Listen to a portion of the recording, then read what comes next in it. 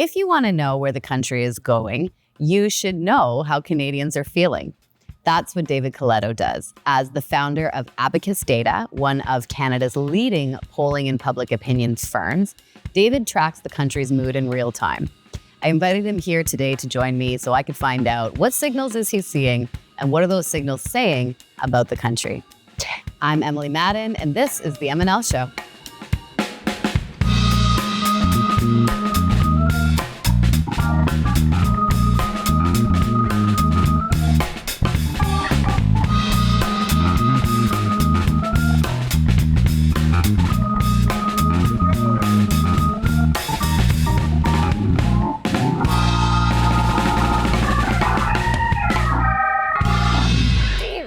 Hi. Hi, nice to see you. Nice to see you too. Thank you so much for joining me. This is really cool. So it's really cool. Yeah. You ready for this? I am. Okay, Abacus. What is this? What is Abacus? Tell me what you do. So look, Abacus Data is the corporate line is a full service market research and public opinion research firm. But basically, my team's job is to ask people questions. Yeah. And we collect data, we understand markets, consumers, voters, workers, by asking them questions about their experience. And what's the origin story on this? What got you excited about asking questions? Origin story. Let me. So someone always asks that. Why would you want to be a pollster?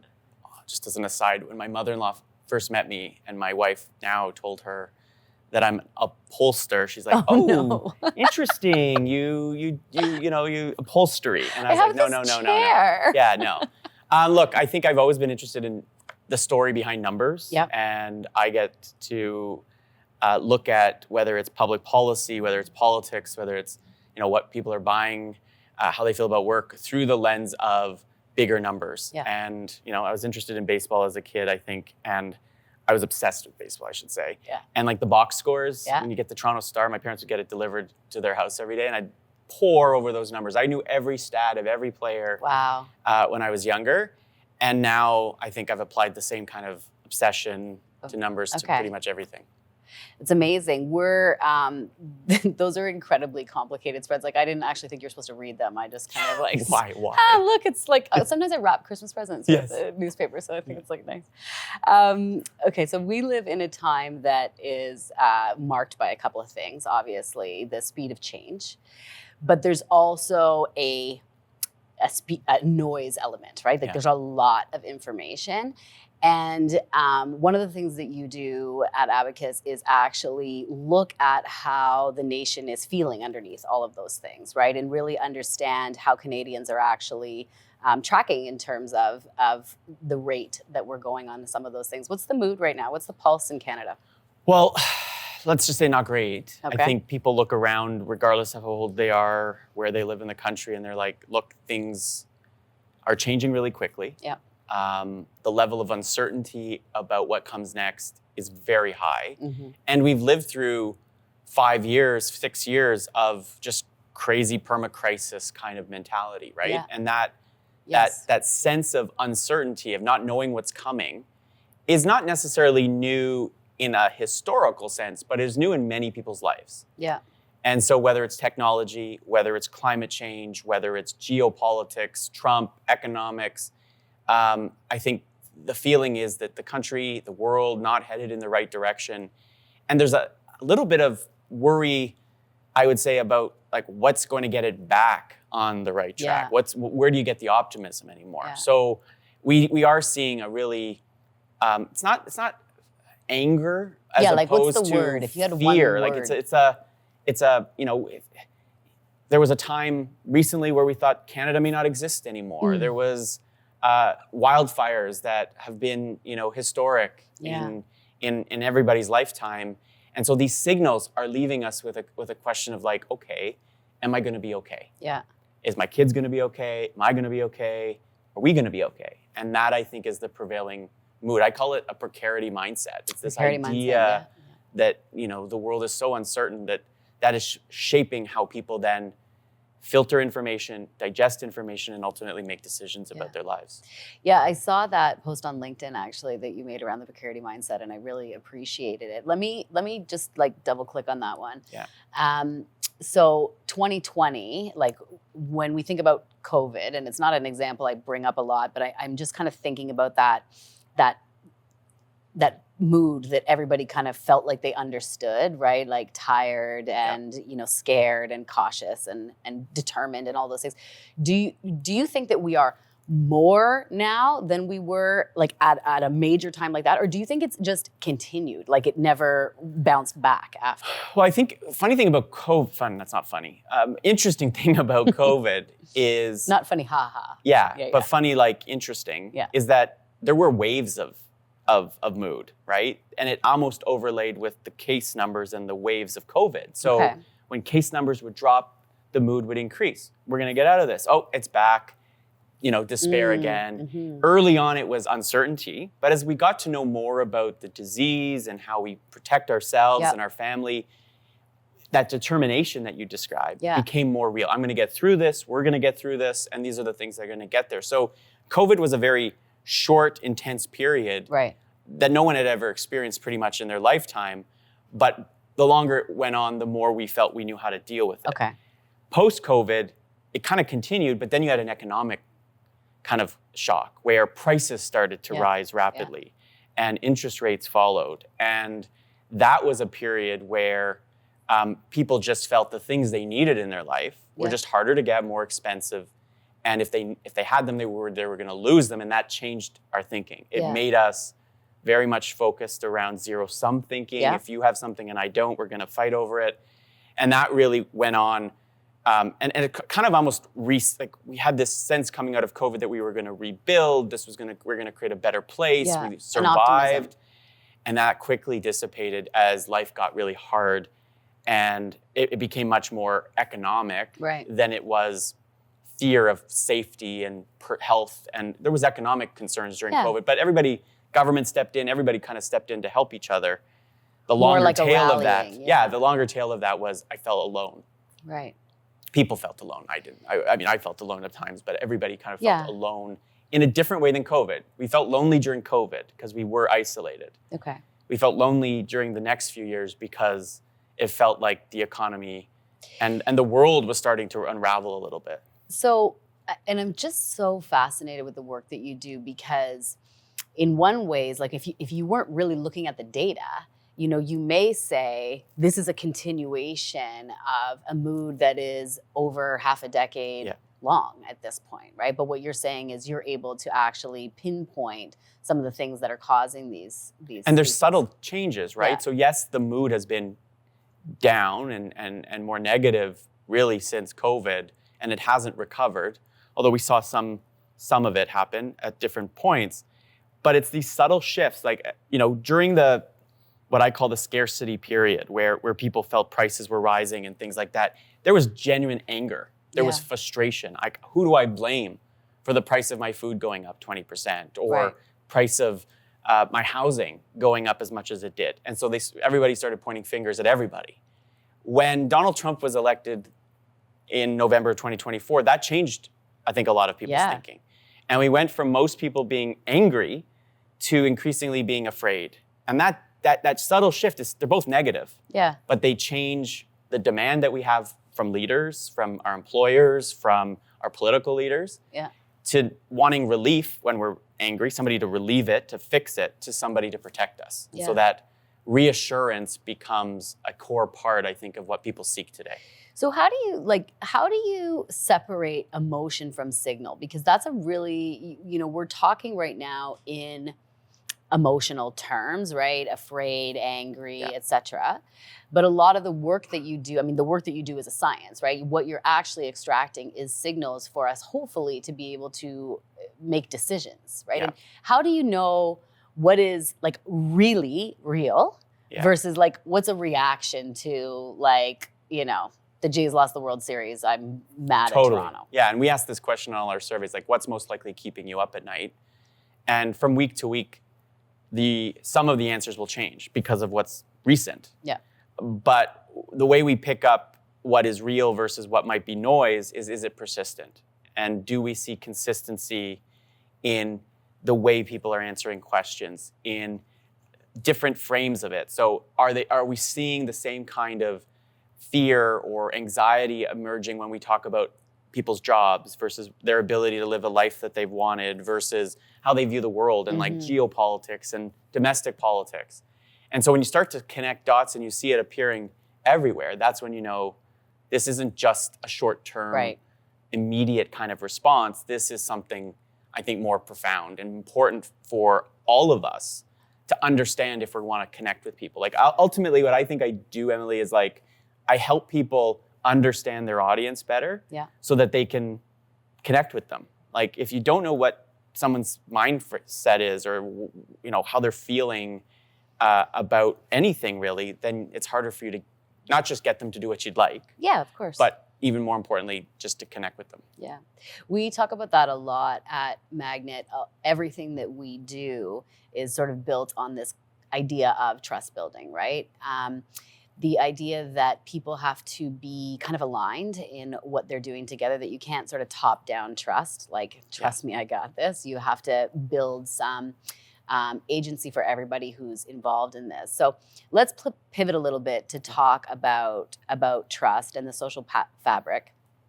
I think, okay, so I can infer, no, you haven't said, but I have read from you as well, that a lot of the progress that a country can make depends on trust, right? Totally. And so if people, stop believing that systems can actually work for them, even if it's a brilliant system and a really good idea, it can fail, right? So where do you think the country stands right now in terms of trust and the social fabric? I know I'm going to make this a really long answer or question, but I guess the point is like there's a lot of conversation about the broken social contract, and I think that's like pretty well understood. But from your perspective, which is a little bit more savvy, like where do you think we're standing? Well, the first place I'd start is for us not to lump everybody into the same pot and say you're all the same. I think what we're noticing is that question has different meaning depending on what stage of life you're in, what generation you're from, which are two different things in my mind. Where you live in the country, and a whole bunch of other identities that you might have. But I think the simplest way to put it is, I think people want to believe, they want to trust, and you see evidence of it from time to time. Like, I do see, for example, a sizable number of Canadians, for example, who implicitly trust Mark Carney at this moment to lead the country through it. They don't understand what he says most of the time. They don't know what most of the policies he wants to put in place, but because of who he is and his experience, they're following him. Now, not everybody is with him. In fact, half the country is diametrically opposed to him, and sometimes emotionally so. And so what you have though is if you have people who, particularly young Canadians, like I'm fascinated and at the same time concerned with what I see as like people who. It's hard to trust when you lack any hope for the future. And I think because of not just how we get information, which is a whole part of the story, and the fragmentation of our information ecosystem and all, the fact that you could have two people living in the same house of different generations, and because of how they get information, could be living in different worlds entirely. It's crazy. Yet sitting beside each other most days and not knowing and seeing the world through the same eyes, I think is something pretty profoundly new. But then it's also that sense of like, the system just doesn't seem to be working if I'm never going to be able to buy a home, or I'm going to have to retrain 30 times in my life because technology is changing so fast that I can't even, there's no anchors anymore. And so trust becomes harder to build, I think, in that kind of environment. That being said, I think there's also many people say like we've seen a decline in trust. I think we've seen a decline in trust in some institutions, but we've also seen trust shift to others. And so there are lots of people who deeply trust, a podcaster that they listen to all the time, or a family member, or a health professional. So I would say I'm hopeful because I still see evidence of it, but the way you build it, I think, is different in this kind of environment and much more personal than and personalized than in the old way where you could just, everybody would tune in and watch, Walter Cronkite and have this rapport. Peter Mansbridge, my parents would say, I love Peter Mansbridge. Well, yeah, you grew up with him and that voice is trusting. Yeah. Everybody doesn't watch that same person anymore to get information. There is so many different places to go. What a rich answer. I have but let me actually pick up where you started and ended, which is how people get their information. So in the same household, can you unpack this for me a little bit? Because, it's one of the most fascinating things of my work, because we always ask people okay, if a major news event happened in the world, how would you first hear about it? And if you were over the age of 60, odds are you saw it on TV, right? Because you've got a TV, you subscribe probably to cable. I have parents who are in their 70s now. They're retired. They sit at home and CBC News is just constantly on. Yeah. They watch it in the morning. They're watching it at night. They're getting their news from there. If you're under the age of 30, only 10% say I would have heard it about on TV, and it goes up to almost half saying social media, and another quarter saying word of mouth, right? And then even if you unpack the social media, if you are younger, it's TikTok. If you are, it's so fragmented even within cohorts. It means that, again, we might all hear about something, but what we learn about it and what it means to us will be different, because some are more visual, some are more in depth. And so that's just just one example of it. But then it's deeper than that, right? And that if you're surrounded by, 1 in 4 Canadians under 30 tell us that TikTok is their primary news source, okay? And so if that is true, that means that the content that people who are actually telling us, I rely on that platform for my news, to become informed.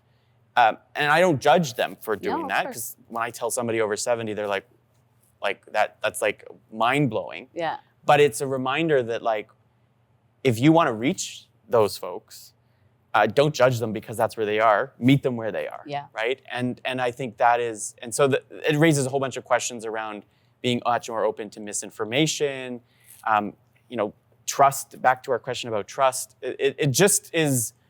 It's so overwhelming sometimes to think about that data and say, how do we live? How do we find common purpose?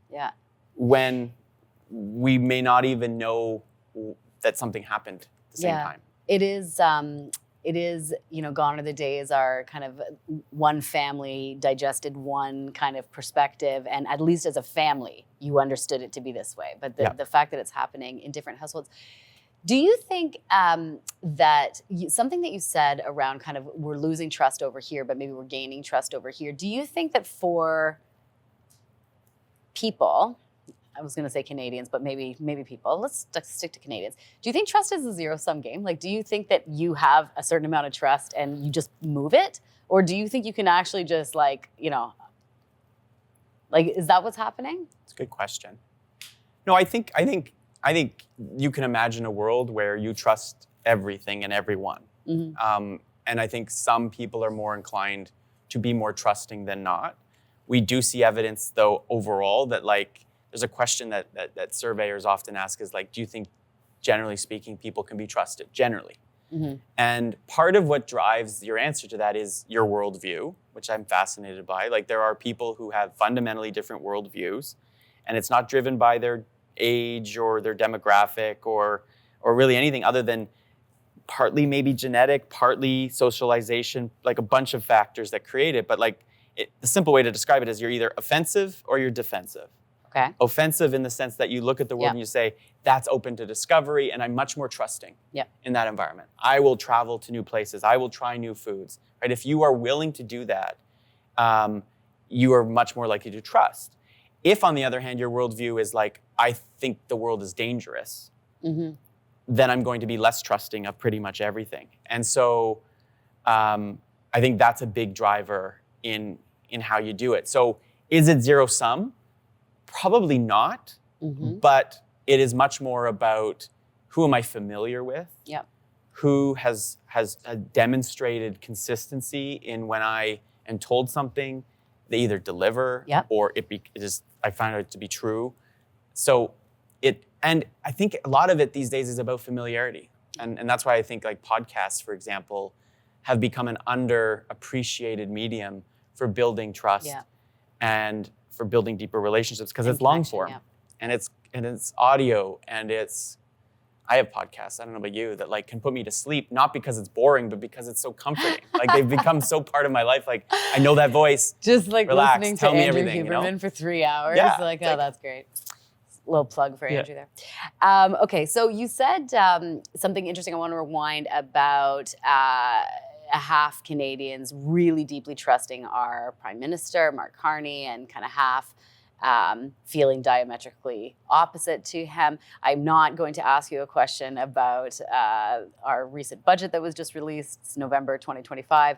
But I am interested in that idea of Canadians, are looking for somebody to, and I'm really paraphrasing what you said, but I want to trust you, right? I believe that your credentials and your backing. I'm scared. The mood is, and do you think that's a uniquely Canadian kind of a feeling, the way we think about our leaders? I think it is right now because of the unique threat that the United States and Donald Trump has played to us, right? Like the Trump effect has been global. We've seen it in other countries, but it's particularly acute given our proximity. And how intertwined so much of both our pop culture and our economics are with the United States. So I think the Canadian reaction has been unique. And, that created this mindset in the demand, I think a change in demand in what people were looking for from all leaders. That's why I come back to this idea of reassurance. We just want somebody to tell us it's going to be okay. And Mark Carney came along at a time in our politics in Canada when that mindset was shifting from that scarcity world I described earlier to this precarity one. And, for 5 years, we basically would say anyone who we would consider an expert, I don't want to hear from them. Elites, bad word, right? Expertise, bad word.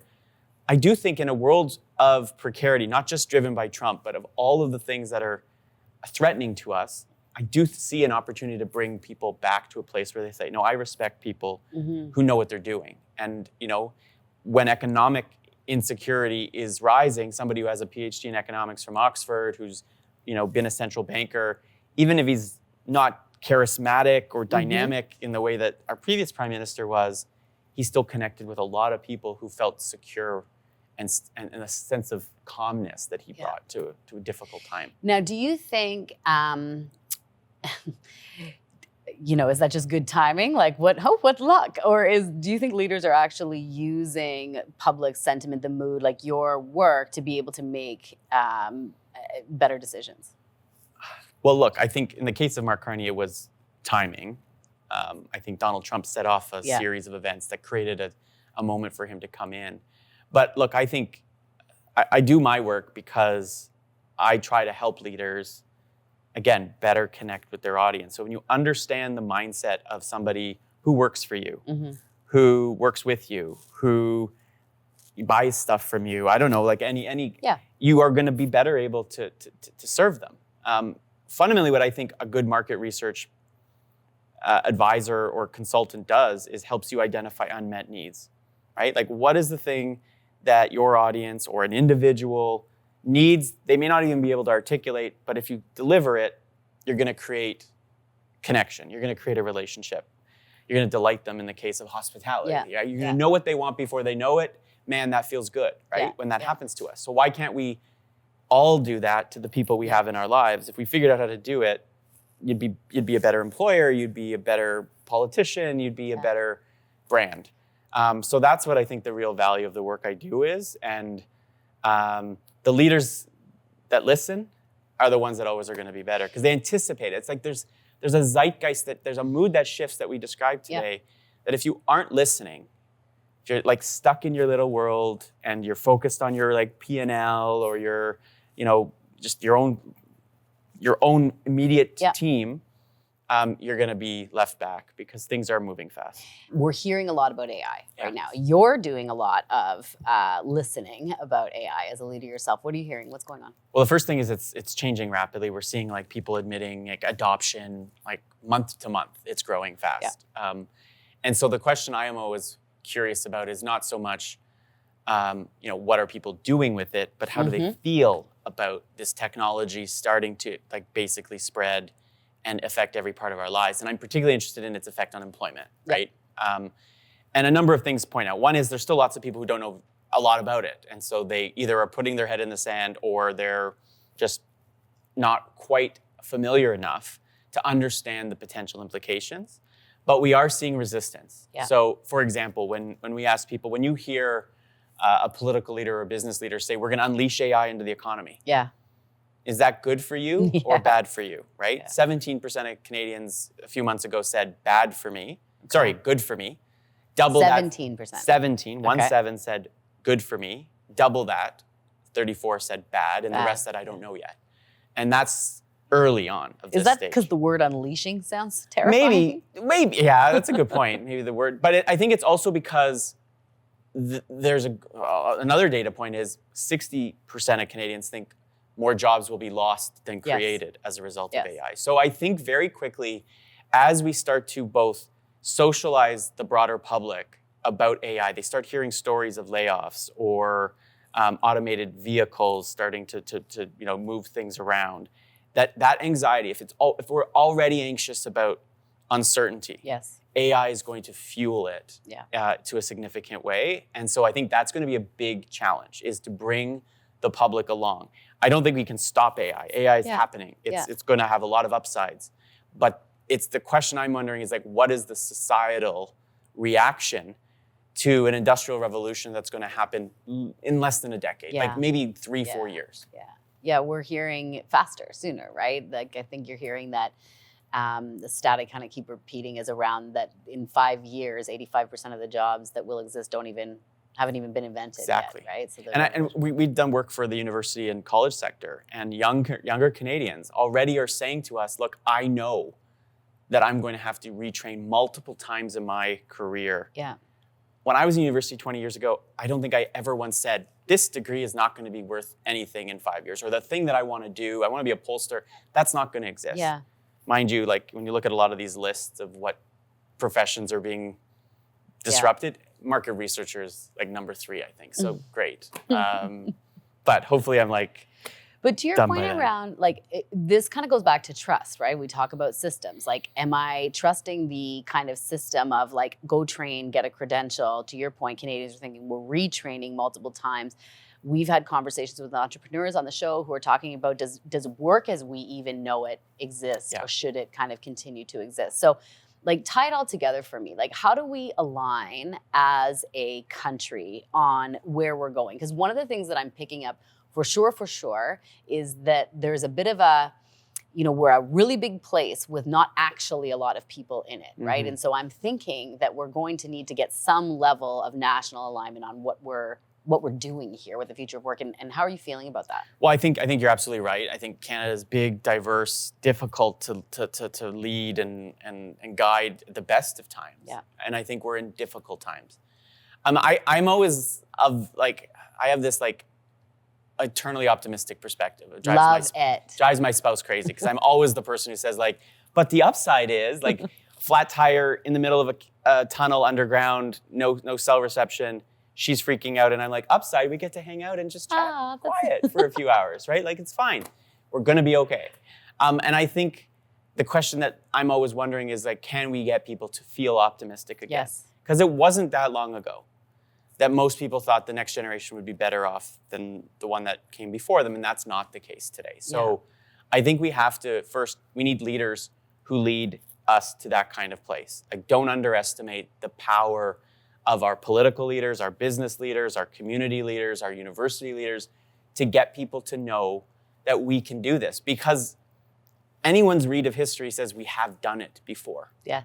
Right? We've been in times like this, the late 1800s, the 1930s.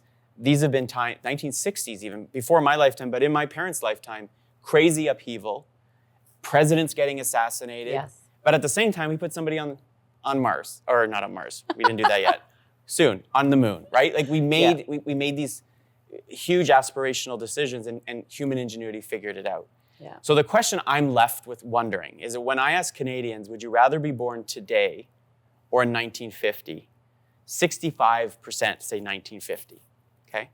So Wow. why is that? And I think part of it is a lack of understanding, one, of how not great it was probably for many people, women, people of color, et cetera, to be alive in 1950. But two, actually how good it is actually to be alive today.